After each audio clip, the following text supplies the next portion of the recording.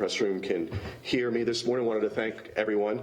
Our standing Wednesday press briefing, no big secret that over the last several weeks, if not months, have been calls, demands, flat-out demands for police reform and updates and reimagining what the profession can look like in some corners. And, shame on the profession if there's tone deaf to not pay attention to those demands that a lot across the country have been asking for. We certainly haven't ignored them. In fact, we've tripled down our efforts to become better as an organization, to serve our community better, and that's a really good starting point for us today. There have been some pretty big policy updates that we've incorporated into the organization over the last several weeks. Didn't do it alone. A lot of collaboration, a lot of work, a lot of tireless work has gone into this to serve the community better, serve the community the way they want to be served, and make the organization better.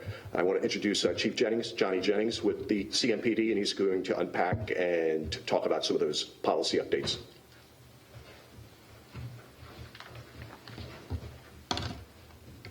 Thank you, Rob.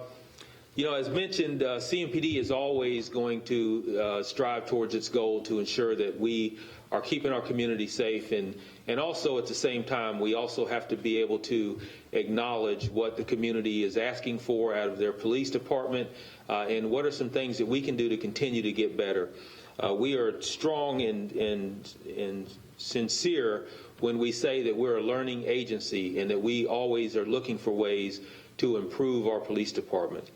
So with that, I thought I would come in and give an update on some of the policy changes that we've addressed over the last several weeks. A lot of these changes have been as a result of us hearing the community and hearing what some of the concerns they have with our agency and with policing in general. And I thought it was a good time that we can come in and say, this is where we are. We're not done. We have a lot of work to do. We know that, and we're going to continue to do that work. So with that, I want to just go through a few of these policies quickly and then take any questions you might have. I'll start with the neglect of duty. We've heard a lot of information or a lot of cries out for police to have a duty to intervene. We've always had the neglect of duty policy. However, we've added a duty to intervene underneath that neglect of duty policy to cover when an officer sees or when an officer fails to act as a result of something that is an excessive response by another officer or a clear violation of our policy. An officer now, we expect them to be able to intervene and step in and stop whatever action that is and to assist in that. So we do have a pretty strict requirement for officers to do that at this point. And we made it clear to the officers we expect them to be able to respond in those situations. You've heard previously about signal sidearm. Signal sidearm is an electronic device that when an officer draws his or her weapon, that automatically turns on their body-worn cameras. And then also to even enhance on that reporting is there's going to be a reason why they need to report why they have drawn that weapon or to report what they did with the weapon once it was drawn. For example, if that weapon was pointed at an individual, the officer will be required to report that at this point. So that's going to be something that's already rolled out to all patrol officers, and that is already underway and in the process of being recorded. And de-escalation, this is a big one that took a lot of work, a lot of time and effort in several weeks, and something that I feel like will always be part of a learning process for us. With the de-escalation, dealing with our standard operation procedures involving crowd dispersals and our civil emergency unit. So several points on this that I'll point out. If a dispersed crowd reassembles at another location after a lapse of time, additional dispersal orders based on what's occurring at that moment must be given at that point if we want that crowd to disperse. So basically, in a nutshell, that says we cannot base a dispersal order based on something that happened 20 or 30 minutes ago after that crowd has stopped doing what they were doing and then reassembled at another location. So we have to be able to make those decisions based on what's occurring at the moment. When a dispersal order is given, the dispersal order and exit routes will be communicated repeatedly, loudly, and clearly. So we have to make sure that the crowd knows that where they're being asked to disperse or where they're being asked to leave. Because when we deploy a riot control agent, the idea is not to create a situation where that crowd has nowhere to go. And I'll talk about that a little bit more as well. But we want to make sure that we clearly explain to them where their exit routes are going to be, and hopefully the expectation will be that they take advantage of those routes and we never have to resort to any type of other dispersal tactics with them.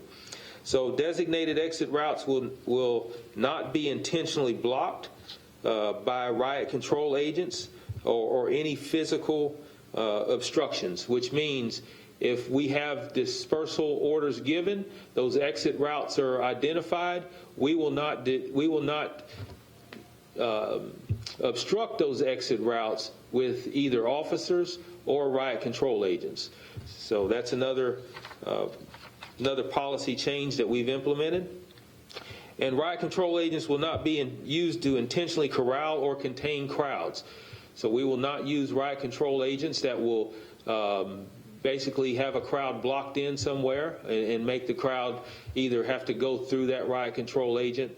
That's no longer, that's been identified and clarified within our policy as well. And then also, again, prior to deploying riot control agents, dispersal orders must be given unless exigent circumstances exist, which means that if there is a danger to the crowd or our officers, that's occurring immediately, and we have to take immediate action to be able to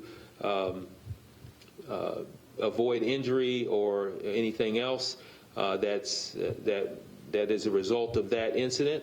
Then we will not deploy the riot control agents unless that exigency exists.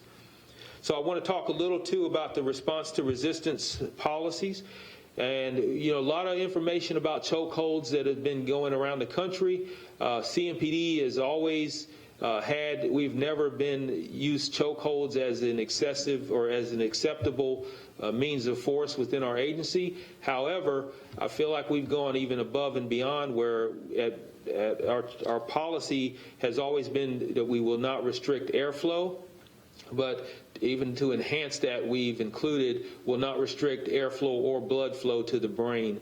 That covers more than just a chokehold. It also covers if you're, for example, we saw the George Floyd incident.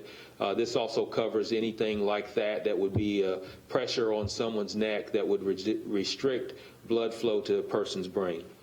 So that's been covered in that situation, and that's another thing when I talk about duty to intervene. If another officer sees that or observes that from another officer, the expectation would be that they will step in and take control of that situation. If I could, 1 second, sir. Eric is our interpreter. He's getting here a little late. Okay, all right. Thank you, Eric. So to move on, our body-worn camera policy, prior to this date, we did not have the proper equipment for our bike officers and some of our tactical officers, such as our civil emergency unit, to wear the body-worn cameras. It was just with the protective gear that they wear. We didn't have the proper equipment.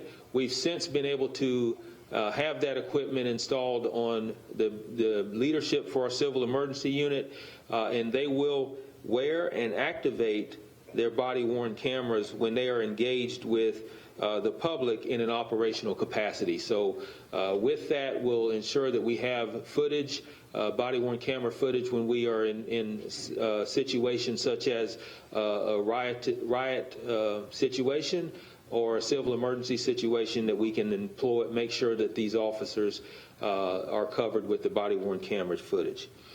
We continue to work with the Safe Community Committee to shore up some of the gaps as well with the 8 Can't Wait.